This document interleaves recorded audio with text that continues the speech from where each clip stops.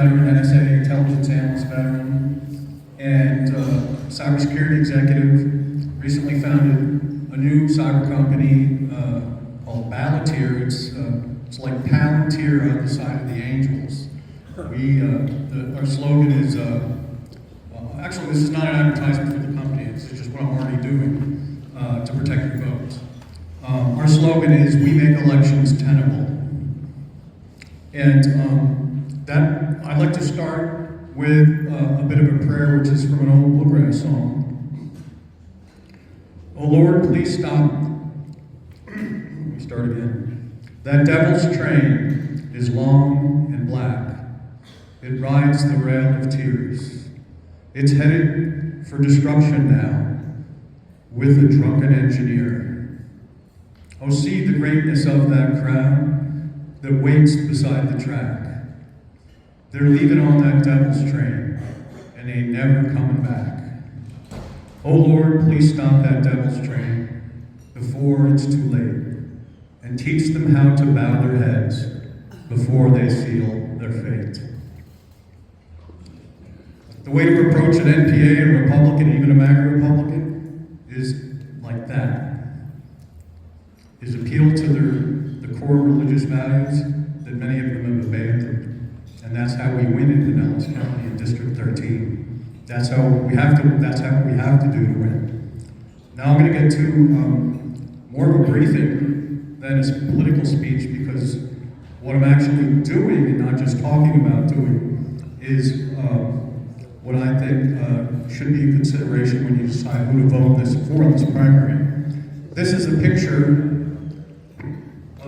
of District 13, Congressional District 13. The fat red line is where it used to be before last May 4th, before DeSantis signed it into law. And that creepy little thinner red line is the red tide that's crossing two bays and snatching away our South County, Pinellas County voters and deporting them into District 13, which is too red for our votes to make a difference if you're a Democrat. I call it the Luna protection racket. And by protecting an incumbent like this, that's a violation of the Florida Constitution, irrespective of the partisan element of it. If you're doing this to protect an incumbent like they're doing to protect Luna for the second time in, since 2022, that's unlawful under that part of the Constitution.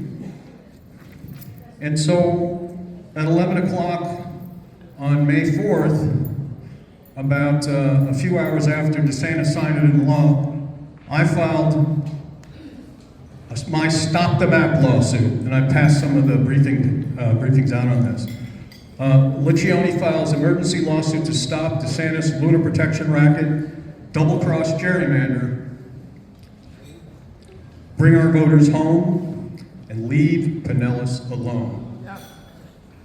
That's what this is about. So I filed this here in 6th Circuit Court in Clearwater in District 13, and it's sitting on a judge's desk. His name is Michael Andrews. He's a Jeb Bush appointee, an institutionalist judge, and he's been sitting on this lawsuit since noon, May 5th, so that's about, 7 days now, considering whether to grant an emergency temporary injunction to stop the implementation of this map in our county right now. Now, there are other lawsuits that are statewide lawsuits that Mark Elias Democracy Docket has filed up in Tallahassee, and there's another one. That's his lawsuit. It's like a shotgun, statewide. Mine is a laser. And I've just handed this Jeb Bush appointed judge the power to stop the map statewide with a stroke of a pen. And he's been sitting on it for 7 days. So stay tuned. This is issue number 1A, and my number one issue, my issue 1B, is to put kids first above all else. And I've declared war on child sex trafficking.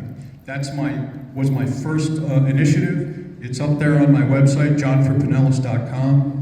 And the way we take down this RICO enterprise in Florida and up in DC is to expose these rings that are exploiting our children and those that enable them, and Luna is the queen on that one.